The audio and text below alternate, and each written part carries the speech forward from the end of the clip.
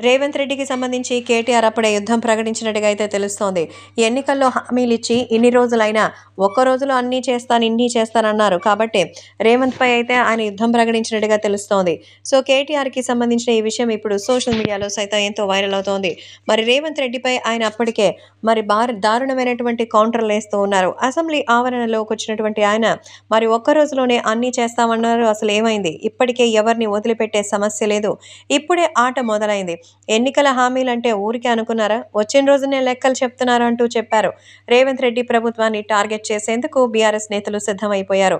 Sircilla BRS MLA KTR సంచలన వ్యాఖ్యలు చేశారు. కాంగ్రెస్ పార్టీ సాధ్యం కాని హామీలిచ్చి ప్రజల్ని మభ్యపెట్టారని, అసలాట ఇప్పుడు మొదలైందని అన్నారు. ప్రభుత్వాన్ని ఎలా నడుపుతారో మేం కూడా చూస్తామని విమర్శించారు. మీడియాతో చిట్చాట్ చేస్తూ ఈ వ్యాఖ్యలను చేశారు కేటీఆర్. రేవంత్ రెడ్డి ఆచరణ సాధ్యం కాని హామీలిచ్చారన్నారు. ప్రతి మాటకి నా దగ్గర రికార్డు ఉంది. అసలు మేమెందుకు వదిలిపెడతామంటున్నారు. అధికారంకి వచ్చిన 24 గంటల్లో రుణమాఫీ చేస్తామని రాహుల్ గాంధీ చెప్పారు. రాగానే పెన్షన్ 4,000 ఇస్తామన్నారు. 10 రోజులు ఆగండి, 15,000 రైతు భరోసా ఇస్తామన్నారు. ఇప్పటి వరకు ఒక్కటి కూడా చేయలేదు.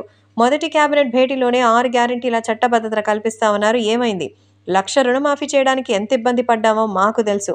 మీరు 2,00,000 మాఫీ ఎలా చేస్తారో మేము చూస్తాం. ఎవరైనా అధికారంలోకి రాకముందు ఆదాయం లెక్కలు చూపించుకుంటారు కానీ కాంగ్రెస్ పార్టీ వాళ్ళు మాత్రం ఇప్పుడు లెక్కలు అప్పులు చూసుకుంటున్నారు. మేం చేసిన ప్రతి అప్పుకు మా దగ్గర ఆడిట్ రిపోర్ట్ ఉందంటూ రేవంత్‌కి స్ట్రైట్ వార్నింగ్ ఇచ్చారు కేటీఆర్.